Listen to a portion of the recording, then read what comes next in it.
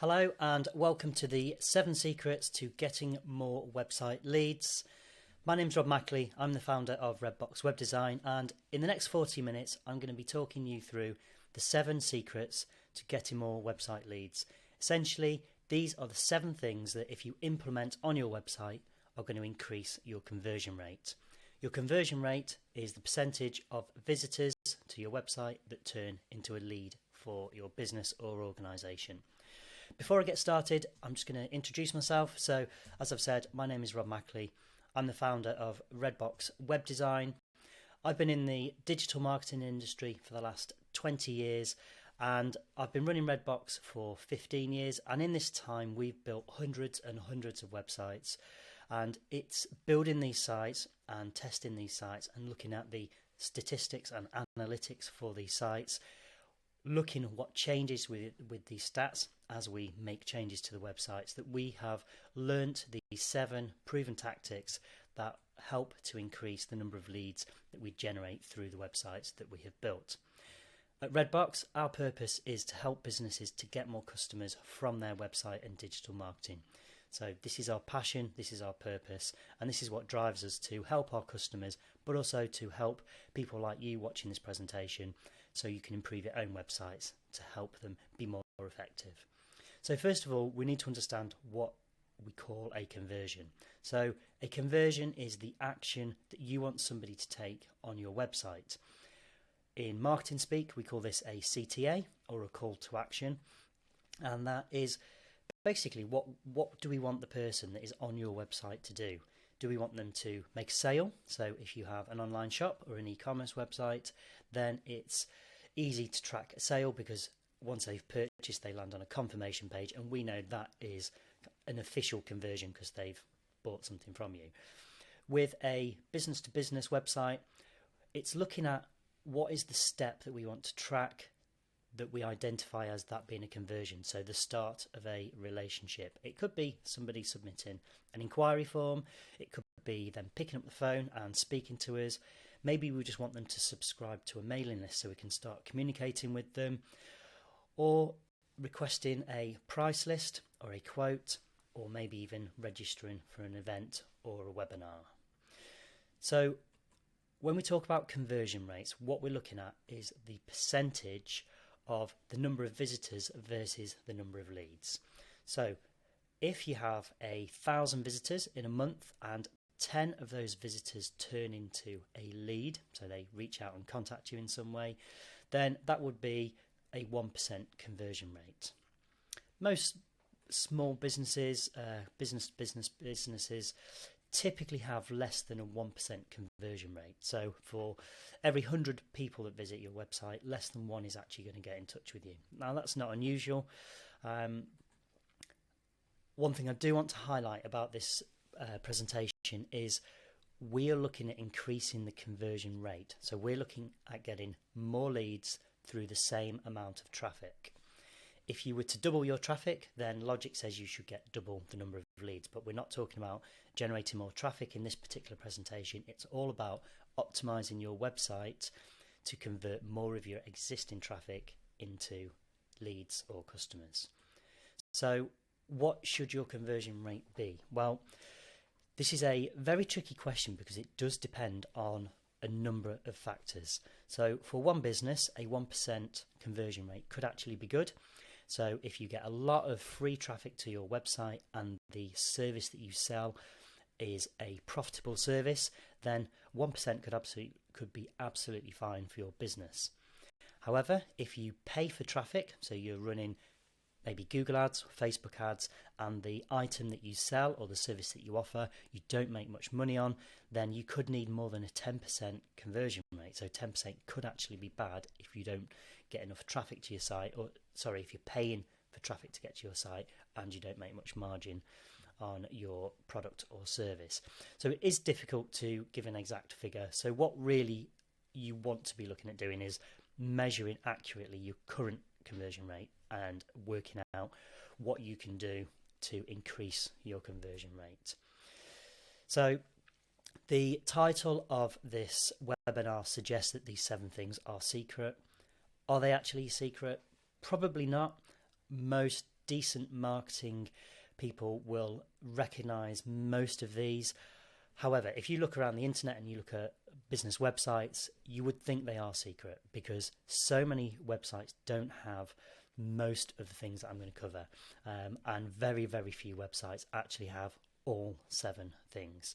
So let's get started with number 1, and this is all around building trust. So you have to build trust if you want somebody to reach out and contact you in some kind of way or start a relationship. So we all know that we can write anything on our websites, and our visitor knows that we can write anything on our website. And what we need to do is establish and build trust instantly, so they start to feel like they trust us, so they're more likely to reach out. So how do we build trust on a website when we can't sit down and talk to a person? Well, we've developed what we call the S.T.A.R.T trust model. So it's 5 elements that, implemented onto a website, help to build trust with your visitor. They're fairly simple. Number 1, stars, is all about star ratings. So you'll all be familiar with Amazon and the star ratings that Amazon uses, and so many e-commerce sites use star rating, and it's well known that people are more likely to buy a product if it's got a good star rating. This example that you can see here is 2 very, very similar products, very similar price. However, there's just a little bit of difference in the star rating. So one's got half a higher star rating, and it's got a lot more reviews. So you instantly trust that product more because more people have bought it and more people have rated it slightly higher than the other one. So how can we implement star ratings on our website if we don't sell products? If we're a service business, we really need to be using a recognized trust platform. So Google Reviews is the free one that a lot of small businesses use. It's one that we focus on. Trustpilot have a free and a paid version, so bigger businesses tend to use Trustpilot, and there are lots of others. Some are industry specific. You'll know in your industry what the review platforms are that are most used. If I'm honest, it doesn't really matter which one you use. It's just really important that you actively use one. So actively reach out to customers to ask them to leave you a review. Actively reach out to, whenever anybody mentions that they're really pleased with your service, or they've given you a recommendation or referral, ask them and make it really easy for them to leave you a review. As you build up a good number of positive reviews, you then want to start displaying them on your website.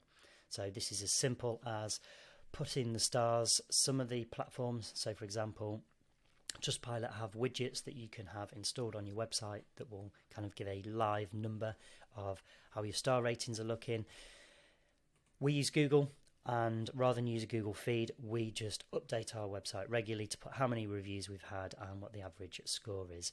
So it's really simple to do. It's literally just adding an image of the Google 5 stars that you have onto your website. As soon as people see that, subconsciously, they're already starting to build that trust. If you just remember back a few slides to the Amazon star reviews, we instantly thought the product at the top was a better product because of the star reviews. So as people are scrolling down your page, they see a logo they recognise with some 5-star reviews or whatever your reviews are and the number of reviews, and they start to feel like they are beginning to trust you. The next item in the S.T.A.R.T trust model is testimonials. So testimonials are the comments that your customers have written about you. People will believe what other people write about you. It's called social proof. So display your testimonials or your reviews on your website, and it's really important to do it in a way that shows they are real reviews. You mustn't put fake reviews on your website. People will see through it. A lot of people know that people can buy reviews, particularly with some Amazon stores. So it's really important that you do what you can to make them look real. So a photo of the person, maybe a logo of the company if it's a business, and their name their position in the company, all helps. So when people read that testimonial or that review, they know it's true. With Trustpilot and some other review platforms, you can have a feed, so you combine the star reviews and the testimonials all in one section. So this is a great way of showing that people trust you and what they're actually saying about you. Next in the S.T.A.R.T trust model is accreditations or affiliate logos. So what do we mean by this?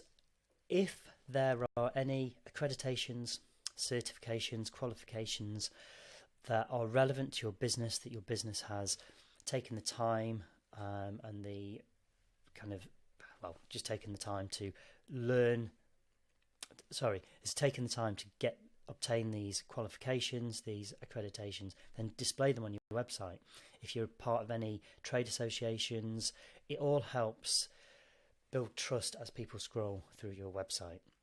If these kind of things aren't relevant to your business, then maybe there's some other logos that will help build trust. So have you got some suppliers that you work with, some customers that you work with that are well known, or even organisations that you support? So we're a local business who support a lot of local charities and a lot of local organisations, so we display the logos of these organisations on our website that people within our county will recognise and see the association as a positive thing. Real people is the next item of trust. So if we can show real people within our organisation or real customers enjoying our product or service, that is going to help build trust. People buy off people. So just by displaying photos of people on your website is going to help almost subconsciously just make the person viewing your website think, yeah, I'm starting to understand what this business is like and I'm starting to trust them because I can see what they look like. Once you've got these 4 elements in place, you can then look at the last element, which is the text. The text on your website, as we said at the very beginning of this section, you can write anything on your website. So it's important to have the 4 items above in first. So your stars, your testimonials, your accreditations and photos of real people. Once they're in place, people are more likely to believe the text. You can then work through your text, making sure you're using words that people associate with trust. So talk about your history, talk about your experience, talk about what you do, how many customers you help, talk about how you've got excellent star ratings, but they need to see it first. Just writing it without all the other things doesn't really work. So brilliant example here, National Accident Helpline. They've got everything here, the stars, you can click through to the reviews because they've got everything in place, smiley customer in the background. They're then able to use these words, which we believe because they're obviously a trustworthy business. So that is the first of the 7 secrets.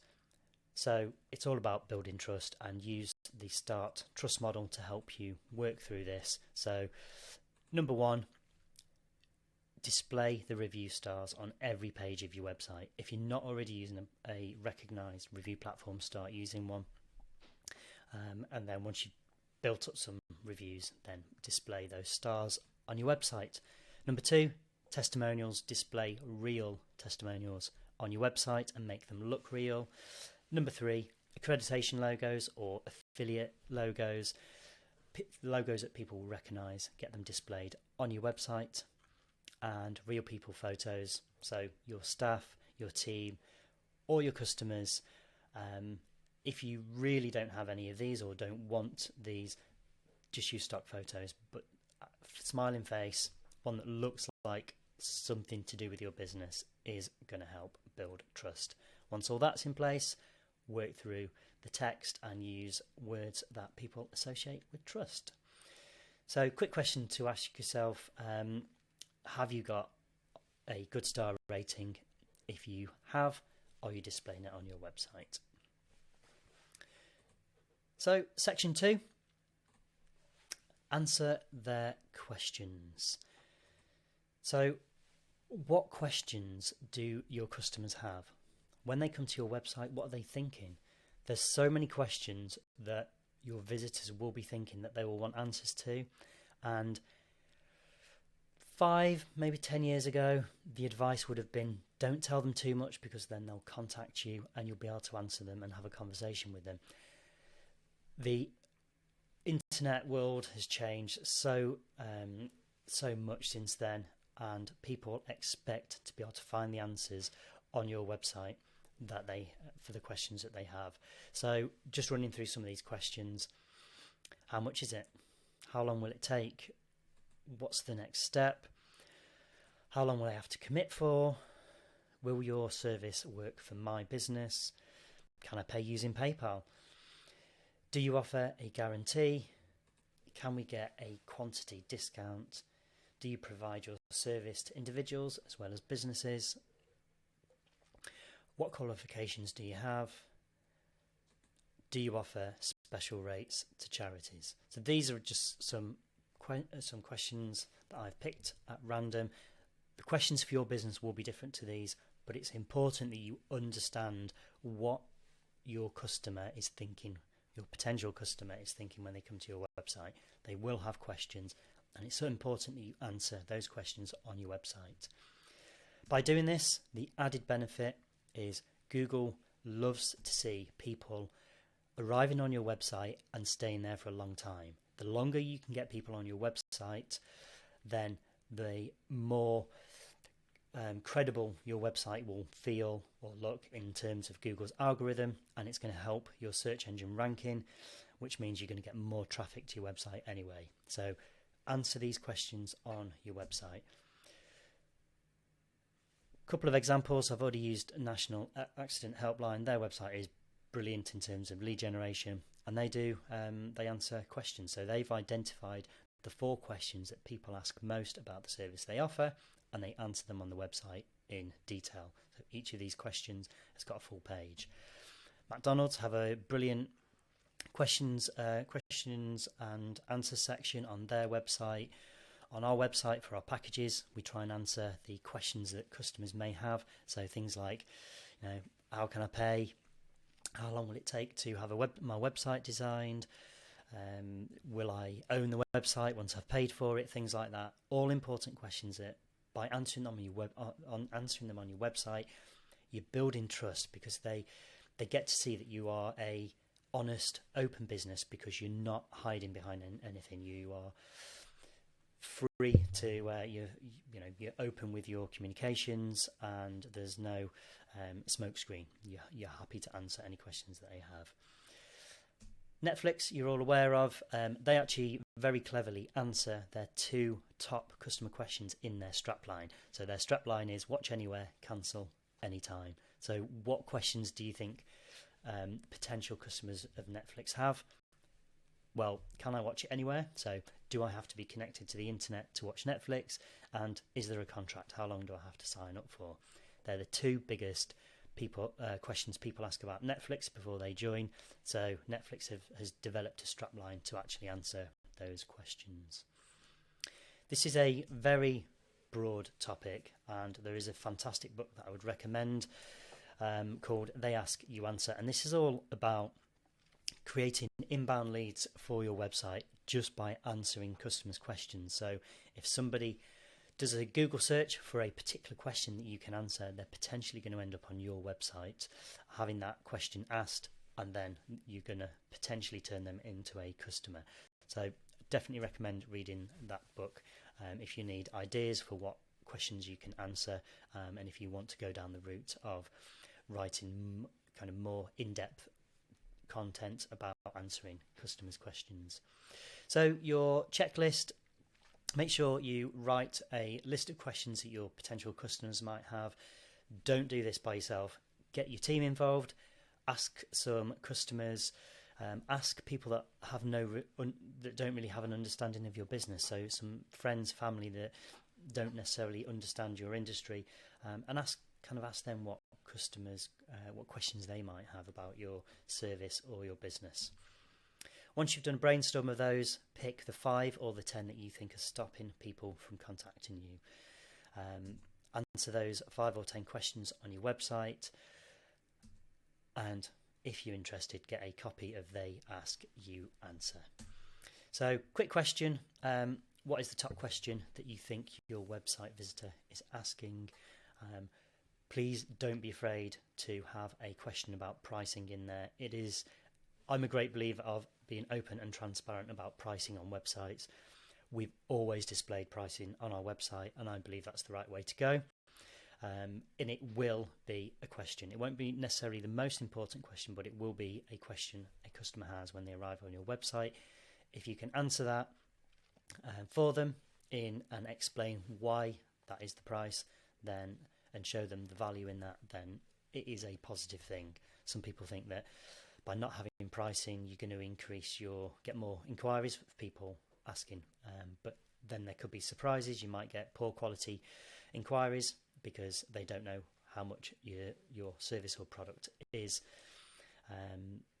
So yeah, my personal opinion is you should have pricing. You should be answering the question, how much does it cost on your website? So number 3 of the 7 secrets is really about removing the risk of the visitor. So there's two kind of elements to this. Number 1 is really about understanding that the human fear of loss is a very powerful emotion. So how can you lower the perceived risk to somebody taking action on your website or somebody buying from you? So in terms of actually buying from you, the obvious one is offer a guarantee. So if they use your service and it does what you say it does on the tin, then and you're prepared to guarantee that, then they're going to be more likely to get in touch because you are offering a guarantee of what you're saying. So satisfaction guarantee, so 100% satisfaction or your money back. Lifetime guarantee, these are just some examples that you get on with various businesses. Service level guarantee, so that one is the easiest one to do on service. It's just around a satisfaction guarantee. If you've got the right processes in place to make sure you're always delivering great service and you check in with customers to make sure they're happy at various stages of what you deliver, then that's an easy one to guarantee. Lowest price guarantee, not convinced that's the best way to go, but it might be relevant to some business. Happiness guarantee, I worked with a business coach some years ago, and he had a happiness guarantee. He said, I guarantee that you will be happy with the service that you offer. If not, you get your money back. And at the end of every session, he used to draw a little smiley face on his notes and say, are you happy with what I've delivered today? And I used to say, obviously, yes. So he's then got a record that I've been happy with his service. So I couldn't then turn around 6 months later and say, I'm not happy, I want all my money back. So happiness guarantee is great for service businesses. Extreme guarantee, there's some great examples of extreme guarantees. So Zappos online shop, mainly in America, they offer 365-day return policy. I think IKEA in the UK now offer this. So if you haven't opened your item, you can return it back within a year, which is extreme, but it gives that confidence that you can buy something from them. There's a mattress company that offer a 100-night guarantee, so you can sleep on your mattress for up to 100 days, and if on day 99 you decide you don't want the mattress, you can return it completely risk-free. So they're extreme guarantees. Some more guarantees. One on the social media training business that we run called Be More Social. We offer a 6-month guarantee. So we guarantee that if you don't see an increase in the results from your social media after the first 6 months of working with us, you'll receive your money back. So we know that if a customer turns up to every single training session each week and does what we teach them, they will increase results from social media. So we're able to offer that as a guarantee. Our support team at Redbox for our website customers are really, really responsive, and we know that during office hours they will respond within an hour. So we're able to offer that as a guarantee, and by showing potential customers the level of support and that we guarantee will respond within an hour, puts their mind at rest if they've had a bad experience with struggling to get hold of their existing web company. So we offer that as a guarantee. The other type of way of removing risk is explaining what happens next if somebody actually reaches out and contacts you. So removing the fear of the unknown. So if somebody goes to your website and submits an inquiry form, what happens? How long will you take to get back to them? If they submit, are you going to call them back? Are you going to send them an email? Are you going to send them a brochure? Just let them know what's going to happen, and it will make it easier for them to complete that action.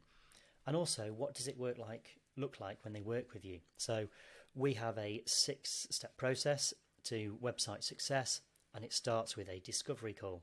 So that's number 1. We then have a kick-off meeting, and we go through these 6 steps. So we are explaining to the potential customer, this is what it looks like to work with us. These are the steps you go through.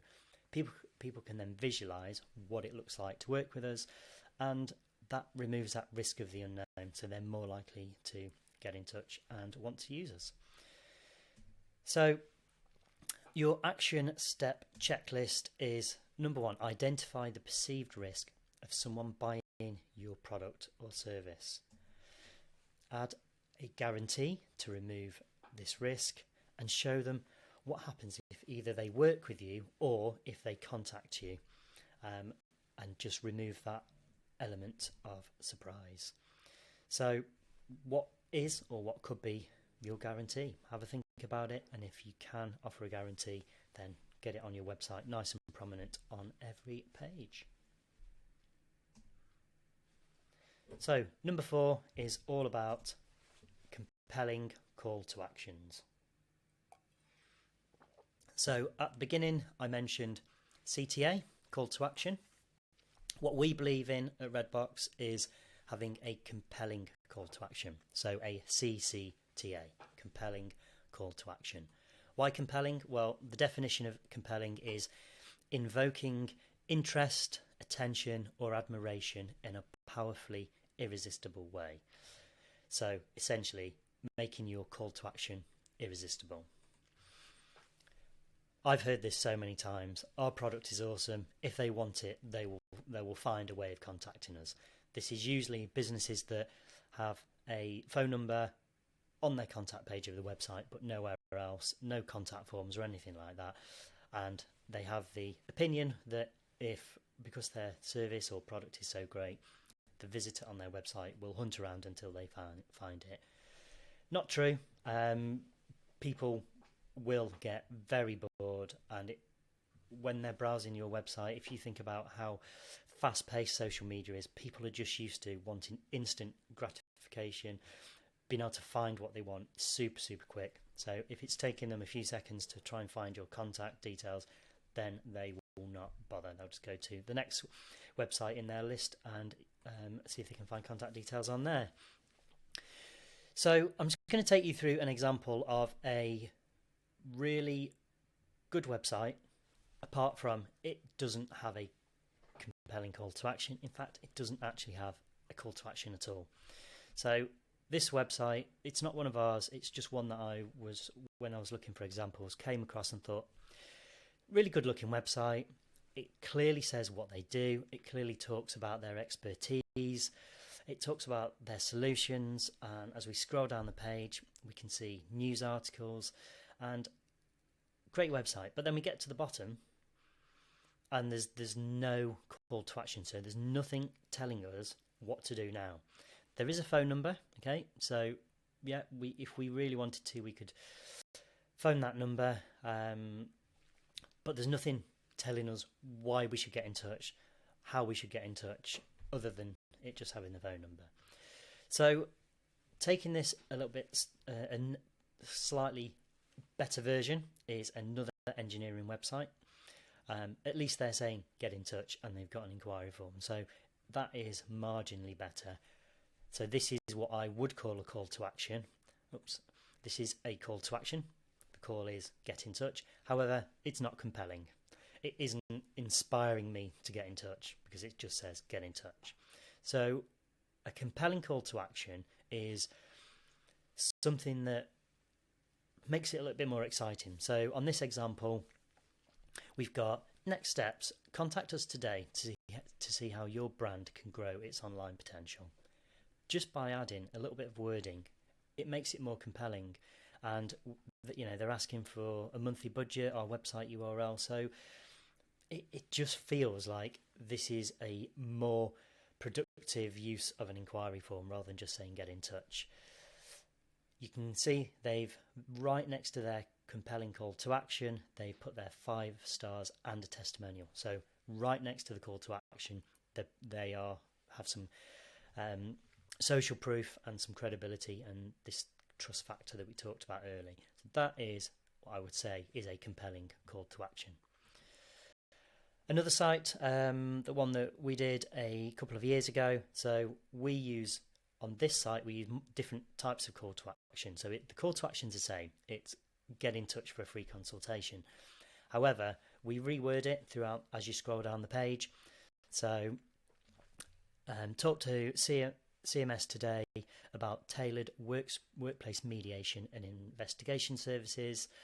And we go down, do you feel stressed or discriminated against at work? Get in touch.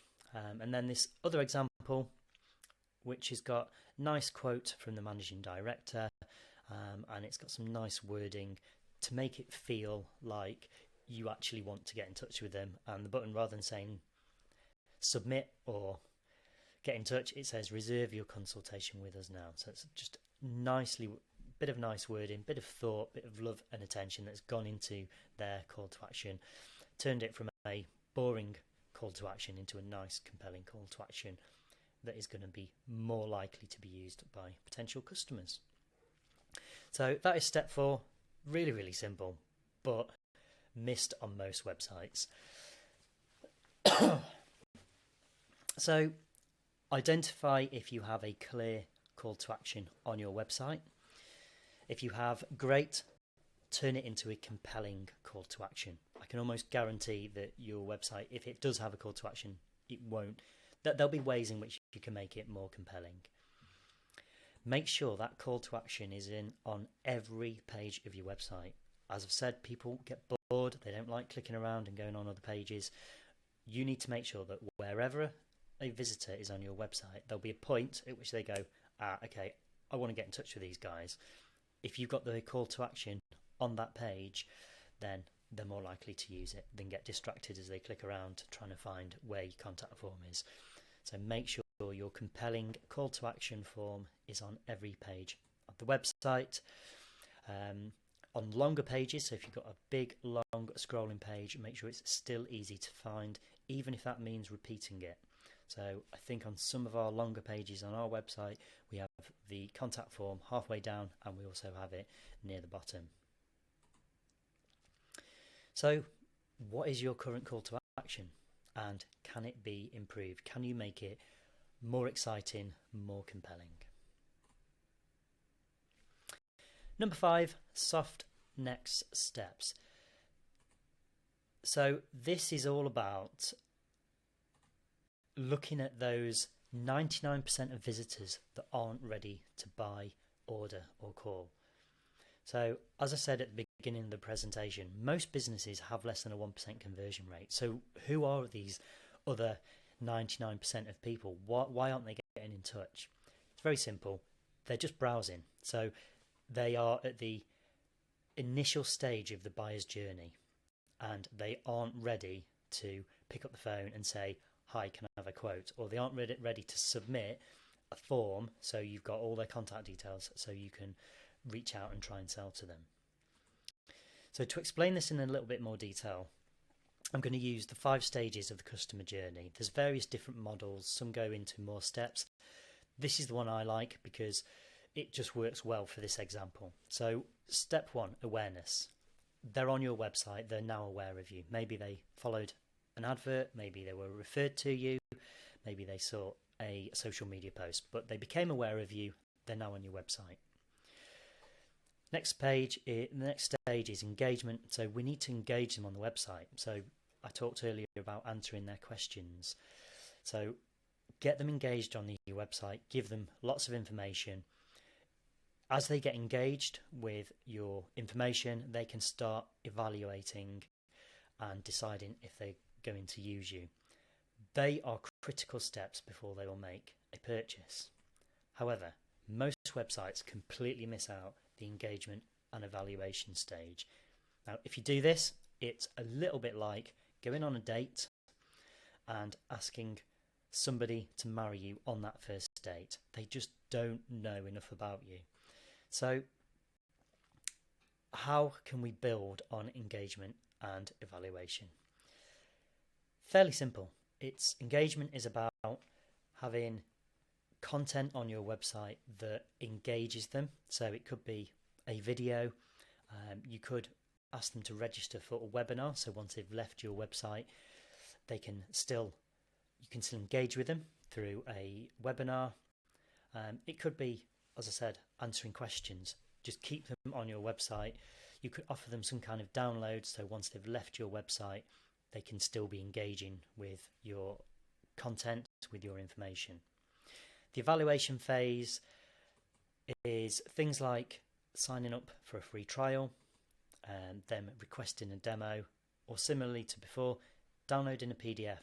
So once they've left your website, they can still engage with your information and evaluate if they want to use you. So with a soft next step, let's just remember this is all about they are not ready to reach out and ask you for a quote. So a few ways of doing a soft next step is offering a facility for them to ask a question. This feels a little bit softer. They're not asking you for a quote. They're not saying we want you to give us a call and try and sell your services. They've just got a question, and you can have the ability now to answer that question. It feels less salesy, and it enables you to engage with them once they've left your website. The other option is maybe doing some kind of demo. So if they register for a demo, that's a soft step because they're not actually signing up. They're not picking up the phone and kind of asking for a sales pitch, if you like. So a demo is a nice soft next step. With your call to action, so the call to action here is scheduling a free call. So sometimes if you can make it sound like the next step is just maybe it's a free consultation, maybe it's just called, you just describe it as a free call. Instead of saying get in touch, schedule a free call is more likely to get used because it's a little bit softer and people don't feel they're making such a big commitment because all they're asking is for a free call. They're not asking to be sold to.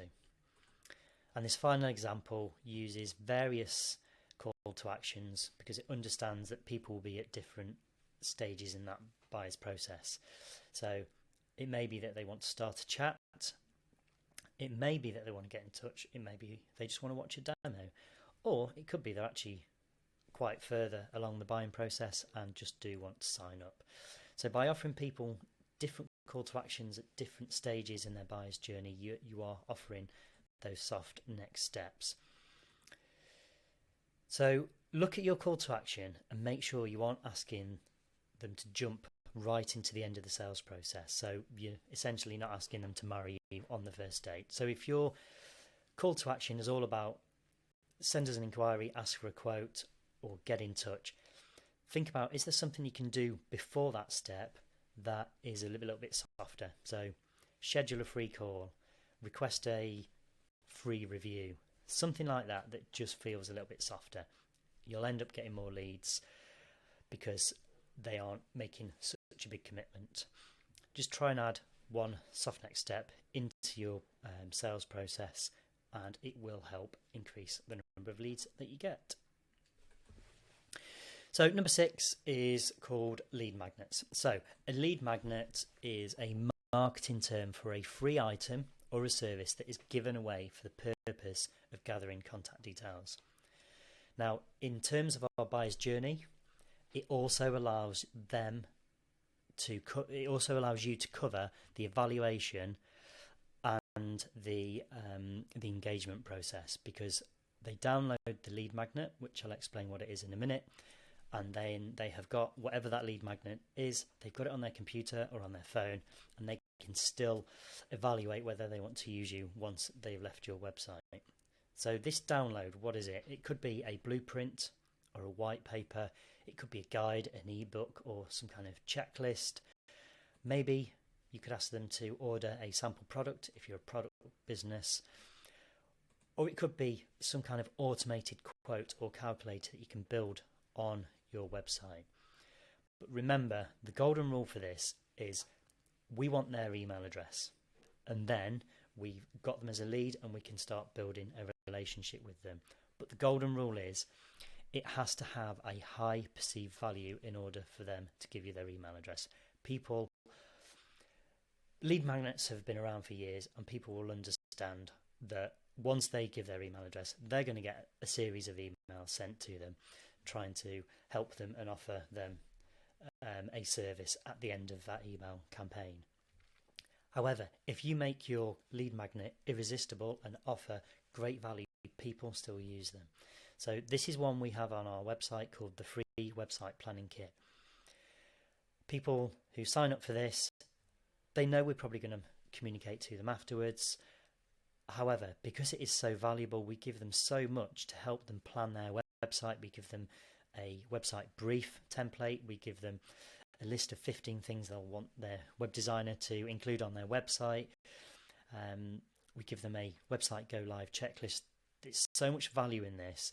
If somebody is on our website and they're in the planning stages of their website, so they're not ready to kind of ask Redbox to build their website, they are most likely going to download this, and this gets downloaded almost on a daily basis from our website, and this helps us collect leads from our ideal customer, somebody who's thinking about having a website created.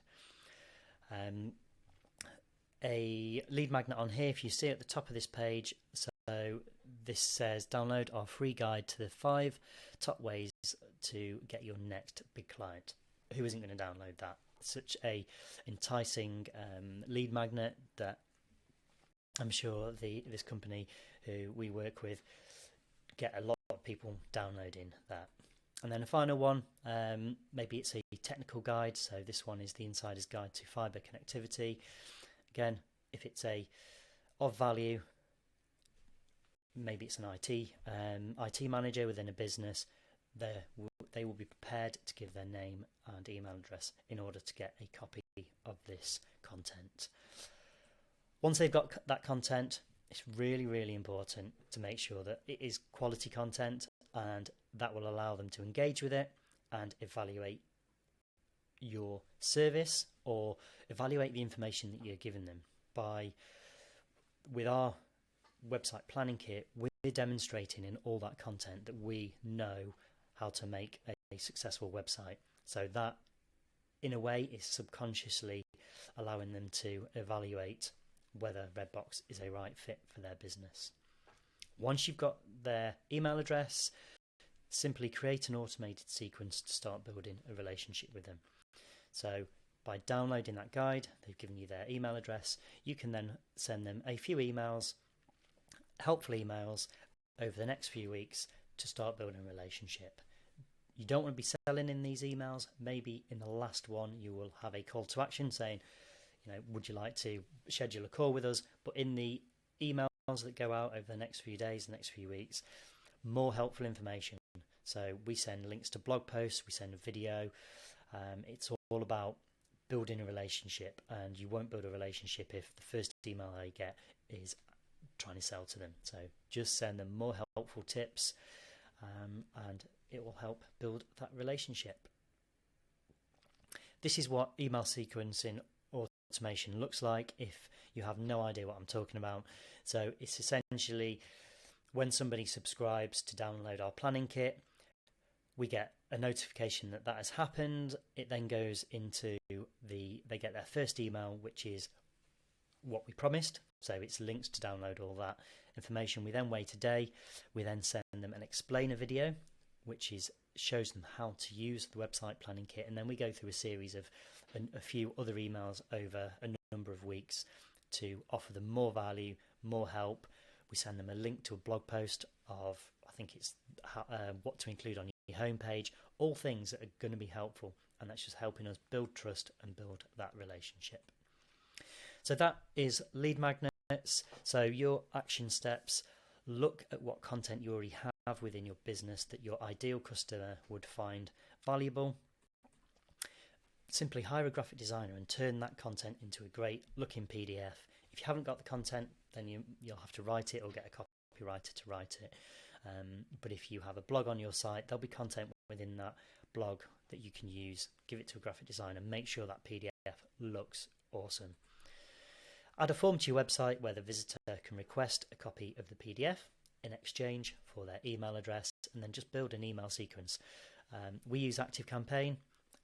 You'll probably have heard of MailChimp. MailChimp is very low cost, and that allows you to build email sequences. So that is lead magnets. Next up, live chat box.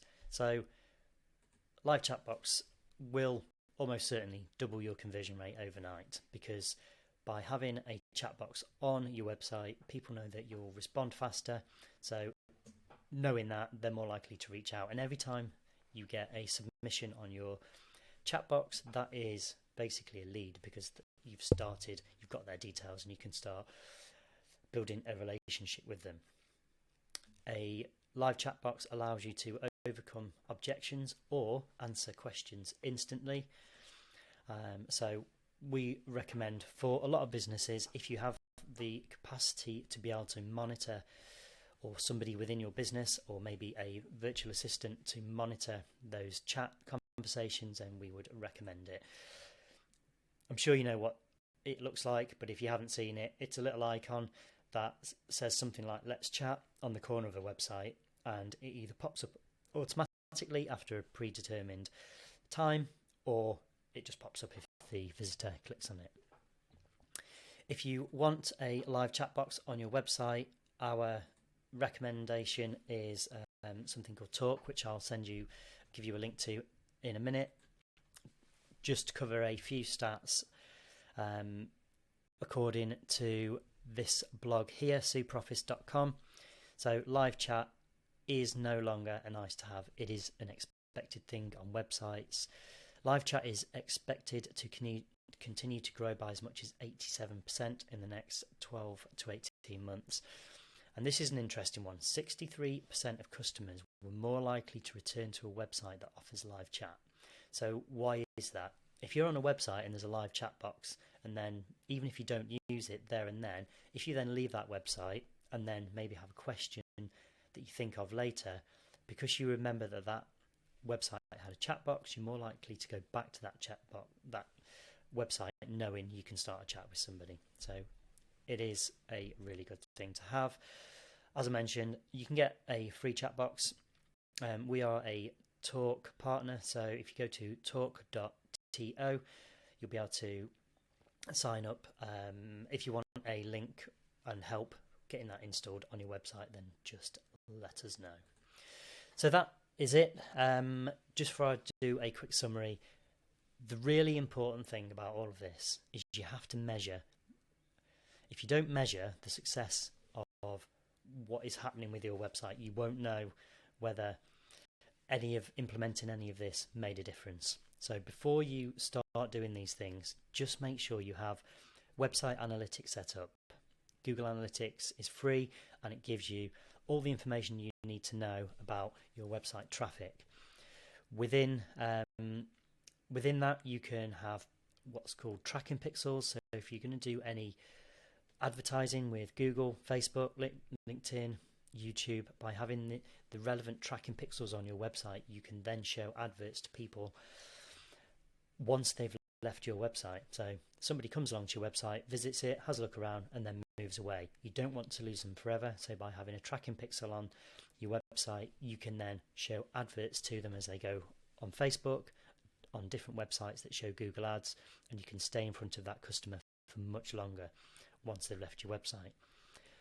And make sure you have conversion tracking setting up. There's no point doing all of this and then not really understanding how many extra conversions this generated. So when somebody clicks on the phone number on your website, when somebody submits an inquiry form, that should lead to a trigger of a conversion, which can all be set up by your web company.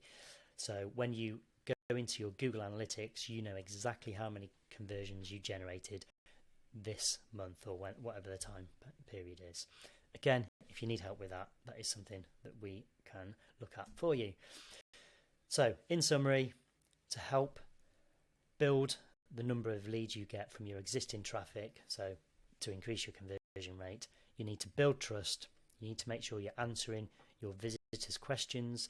You need to try and remove the risk of them contacting you and using your services. Make sure you're using compelling call to actions. Try and implement a soft next step, so you're not just taking them to the end of the sales journey. Use a lead magnet to help build your email list and to help build customer relationships automatically. And finally, if you have the resource, use a live chat box, because it will help generate more customer leads. Once again, please make sure you are measuring, testing and reviewing everything you do, so you know what works. If you implement all 7 things and you double your conversion rate, how are you going to know what it was that actually made the difference if you don't track everything? Finally, if you really enjoyed this content and you actually want us to do a review and look at these 7 elements on your website, then by all means take advantage of our 30-minute one-to-one website review using the link that is on screen. So finally, thank you. If you've enjoyed this content, then please go to our website, redboxweb.co.uk/webinar feedback. Let us know what you thought, and once you've submitted your feedback, you'll get redirected to a page which will allow you to download a printable version of the checklist that covers all 7 things that I've been through in the last 40 odd minutes. Hope you enjoyed that, hope you found it useful, and look forward to potentially working with you in the future. If not, please keep an eye out for future webinars that we put on every month. So thank you once again, and hopefully see you soon.